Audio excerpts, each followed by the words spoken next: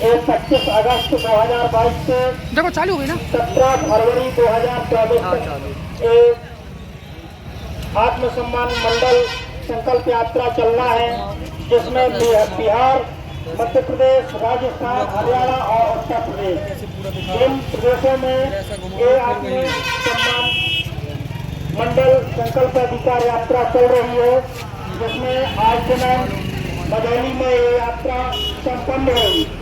साथियों, इसमें ओबीसी की जातिगत जनगणना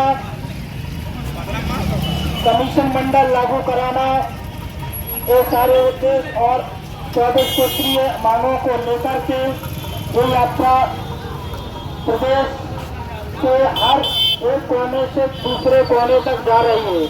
तो साथियों, मंडल कमीशन की सिफारिशों के आधार पर हमारी 22 सूत्रीय मांगे इस प्रकार है। खुली स्पर्धा में मेरिट के आधार पर चुने गए ओबीसी अभ्यर्थियों को उनके लिए निर्धारित 27% आरक्षण कोटा समायोजित नहीं किया जाए। ओबीसी आरक्षण सभी स्तरों पर प्रवेशन कोटा में भी लागू किया जाए। संबंधित पदाधिकारियों द्वारा हर श्रेणी के पदों के लिए रोजगार व्यवस्था उसी तरह से लागू किया जाना चाहिए जैसा कि SC, ST वर्गों के अभ्यर्थियों के मामले में है। सरकार के किसी भी तरीके से वित्तीय सहायता पाने वाले निजी क्षेत्रों के सभी प्रतिष्ठानों में कर्मचारियों की भर्ती उपरोक्त तरीके से करने और उनमें आरक्षण लागू कराने के लिए बाध्य किया जाना चाहिए।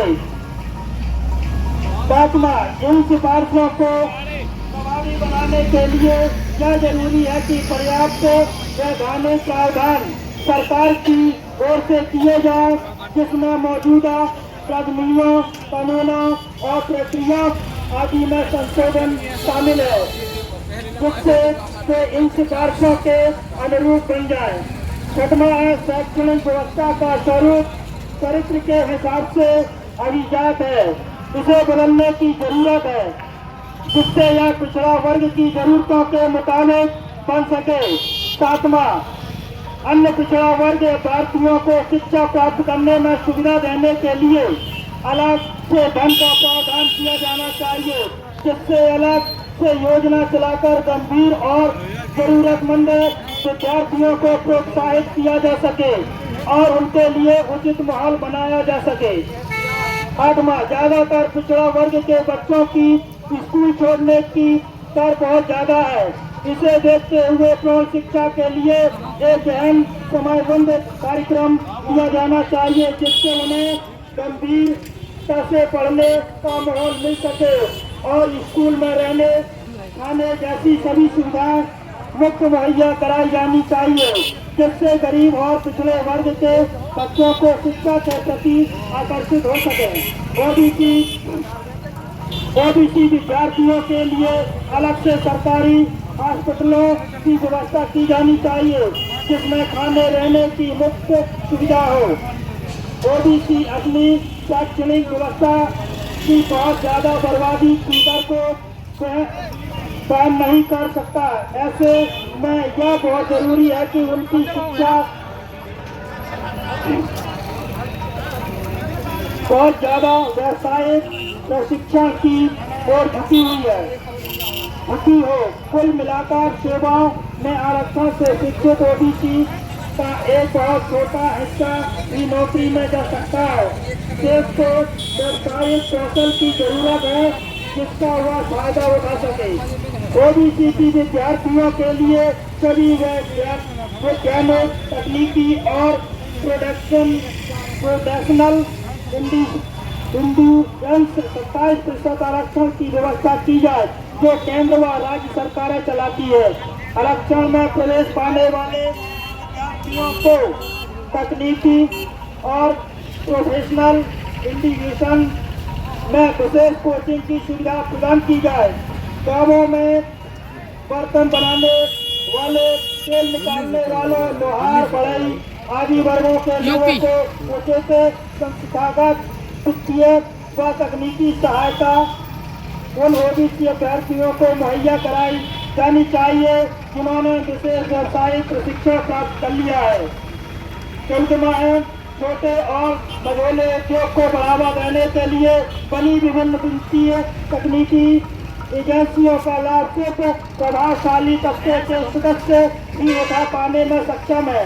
इसे देखते हुए यह बहुत जरूरी है कि पिछड़े वर्ग की वित्तीय व तकनीकी सहायता के लिए अलग से वित्तीय संसाधन की व्यवस्था की जाए।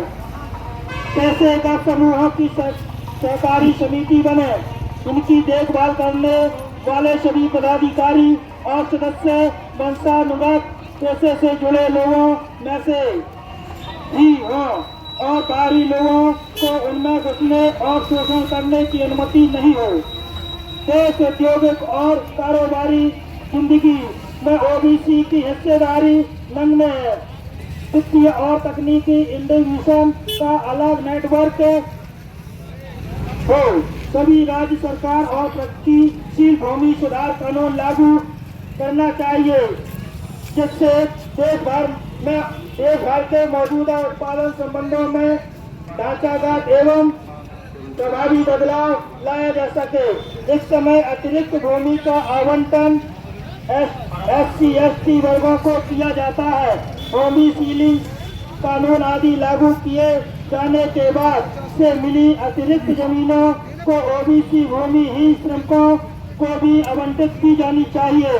कुछ पेशागत समुदाय जैसे मछुआरा, बंजारों, बांसफोड़, घाटवार आदि के कुछ वर्ग अभी भी देश के कुछ हिस्सों में अछूत होने के वंश से पीड़ित है। उन्हें आयोग ने ओबीसी के रूप में सूचीबद्ध किया है, लेकिन सरकार द्वारा उन्हें अनुसूचित जाति, अनुसूचित जनजाति की सूची में शामिल करने पर विचार करना चाहिए।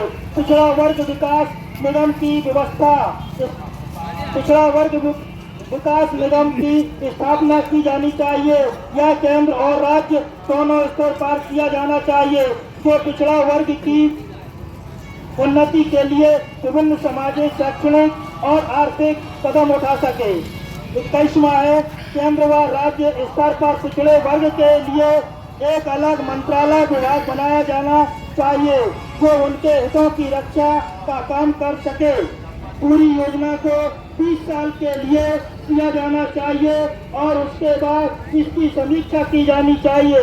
इन सभी सिफारिशों के अलावा मंडल कमीशन ने रिपोर्ट के प्रारंभ में भी कहा था कि जाति के आंकड़े न होने के कारण उसे काम करने में कई समस्याओं का सामना करना पड़ रहा है। इसलिए अगली जनगणना में जातियों के आंकड़े भी जुटाए जाए और सार्वजनिक किए जाए। साथियों, एक मंडल कमीशन की सिफारिशें एक राष्ट्रीय मांगे हैं और मैं अभी जो इस यात्रा को चला रहे हमारे यूपी से हमारे साथी हैं, हमारे अनुदास सिंह विद्रोही राष्ट्रीय अध्यक्ष मंडल आर्मी, और मैं इनको आग्रह करूंगा ये भी अपनी बात आप लोगों के सामने रखेंगे। क्रांतिकारी साथियों, यदि आप संवैधानिक अधिकारों, जातिवाद जनगणना, मंडल कमीशन, बहुजन महापुरुषों की वैचारिक समता, समानता और सामाजिक न्याय के आंदोलन को मजबूत बनाना चाहते हैं तो हमारी आपसे गुजारिश है कि हमारे चैनल को सब्सक्राइब करें व बेल आइकन के बटन को दबाएं। वीडियो को अधिक से अधिक शेयर करें व अपनी यथासंभव शक्ति अनुसार हमें आर्थिक सहयोग करें।